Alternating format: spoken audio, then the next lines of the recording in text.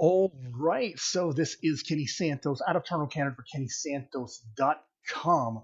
Do you want to know three things that leaders never do?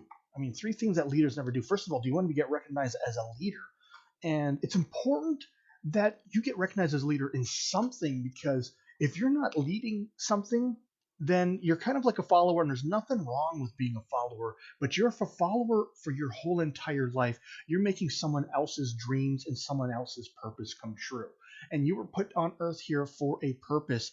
And if you don't know what your purpose is, what I invite you to do is to do everything you can with everything you have to find your purpose and to live your purpose, because the truth is this, is that the world truly needs someone to fulfill a destiny that only you can achieve. And so it's important that you find your purpose, and in that process you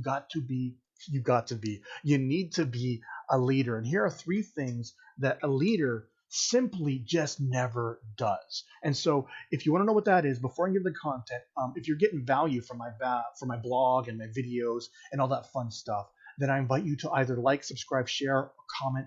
And again, it's a super easy way, and it's a simple way for you to support my blog and to do so for free. And so what are these three things that leaders never do? And the first one is you're going to recognize is that leaders are decisive. And if they're decisive, they don't give wishy-washy answers. Like, for example, you know, if you've ever tried to get a guest list for a party or for a grand opening event or something like that, and you're asking people if they can make it, you'll have many people say, well, I'll try to make it, or I have something that night, but I'll make it if I can come. A leader would never say something like that. They will never say, they'll rarely ever say, I'll try to make it. They're either going to say, yeah, I'll be there, and you can count on them, by the way, if they say that, or they'll say, I can't be there because I have an appointment. They they realize that their time is important. Or actually, I should let me fix that. They realize that time is important, not just their time, but time in general is important. So they're not going to waste their time, you know, trying to give you an excuse of why they can't make it or anything like that, or giving a wishy-washy answer. But more importantly, they also value your time, and they're going to tell you right up front if they can make something or not, or if they can do something for you or not.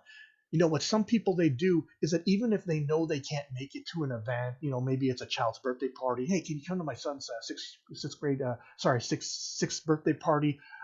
We'd love to have you there. A leader, if they can't make it, they say they're not going to come. Some people instead they'll say, well, I'll see if I can make it. I'll let you know. And then at the last minute, they'll cancel out. All right. And so it's kind of like, why would you do something like that? And so, one, it wastes time. It wastes the leader's time, and it wastes your time as well. And so that's number one. They give wishy-washy answers. Number two, it's kind of like number one. Um, it's they don't wait until the last minute to cancel out on somebody. All right. So there's this saying in the sales business is that nice people will waste your time before they hurt your feelings, right? And so nice people will waste your time before they hurt your feelings, meaning like they don't want to tell you no. And so they'll string you along and say, well, I'll think about it. I don't know. Let me ask my wife. Oh, let me talk to my doctor about it. And they don't really want to give you a no. And so you're, as an inexperienced salesperson, you might be following them along, hoping that they'll finally change their mind, or hopefully decide that they'll buy, and they never do buy. And so they end up wasting your time because they aren't, I wouldn't say man enough, but they don't have enough confidence in themselves just to say no and say, you know what, I'm just not interested in it, or this isn't a good fit for me, or anything like that. And so the same thing is that when it comes to appointments, some people, they will, man, just like I said before, they will tell someone they're going to make it, or they'll try to make it to something, and they'll wait until the last minute to cancel. Why? Because they don't want to hurt someone's feelings. All right.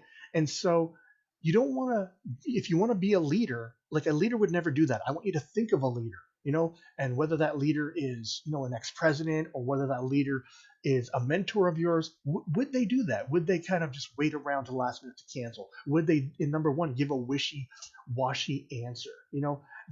They're unlikely to do that. Another example of a wishy-washy answer is you know what, if you're scheduled to be at some group meeting, right, some group meeting, and we're, maybe it's not the leader of the group, but he's a leader, right, he or she is a leader, and you text them and say, hey, will you be coming to the meeting, you know what, we're waiting for you on Zoom. And the leader, a leader will say, yeah, sorry, you know what, can't make it, right. That's different than kind of waiting till the last minute to cancel if something pops up. But what someone who's not a leader, what they might do instead is that they'll say, there's 10 minutes left, or maybe 10 minutes before the meeting starts, they'll shoot out a group text and say, I may not make it to the meeting today, or I may be late to the meeting today because for whatever reason, I have to take I have a doctor's appointment, or I have X, Y, and Z. And first of all, a leader wouldn't do that. They wouldn't wait till last minute to cancel. But second of all, they wouldn't give a wishy-washy answer. If they're off at a doctor's appointment, then they know they're not going to make it. They're not going to say, I may not make it. They're just not, they're just going to tell them, hey, listen, can't make it today. And so very different. It's very nuanced, but it is a separation of a leader and a non-leader. And that leader that you're thinking of, again, whether it's an ex-president or a mentor, whatever that case may be, would they give a wishy-washy answer? Chances are, if they're a true leader, they probably won't. Would they wait until the last minute to cancel? Chances are, if they're a true leader, they probably won't. And the third one is they apologize and take the blame. They don't give apologies with an excuse. And so, let's say someone behaved inappropriately. They had an emotional outburst because of something that happened. And when it's time to apologize, they go to the person that they wronged. All right. All right. An example, actually, by the time this airs, it won't be that current. But an example was Will Smith when he slapped Chris Rock at the Oscars, right? Will Smith, he could have had an apology that said something like, well, I'm sorry that I slapped you, Chris. Me and my wife have been having trouble with this, and the dog bit me this morning, and I've been feeling bad all day. Whatever the case may be, right? That apology comes with all these excuses, and so Chris wouldn't be able to get a full apology. He wouldn't be able to get that.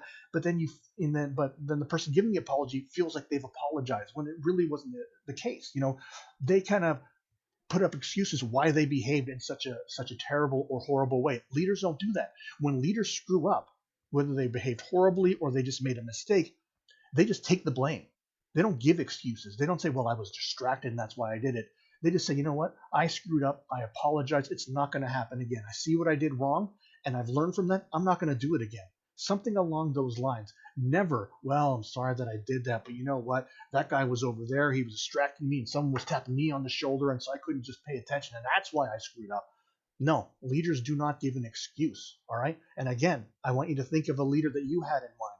Would that leader give an apology with an excuse, or would they truly just give the apology and say, I screwed up, and take the blame? And so those are three things that leaders just simply don't do. The three things are: one, give a wishy-washy answer because they're decisive; two, wait until the last minute to cancel; and number three, give an apology with an excuse. So I trust you got some awesome value out of that. If you did, I invite you to like, subscribe, share, comment. And if you want to see more videos like this, go over to my blog. It's kennysantos.com. You can even put your name and email in, and you're going to get an awesome audio and growing your business. Now, remember this: every day, multiple times a day, the universe sends us miracles. We only got to do two things about that. We got to recognize those miracles. Best way to recognize miracles, by the way, is to look for them, to expect them. And then, my favorite part, we get to accept those miracles. All right, take care and create a great day.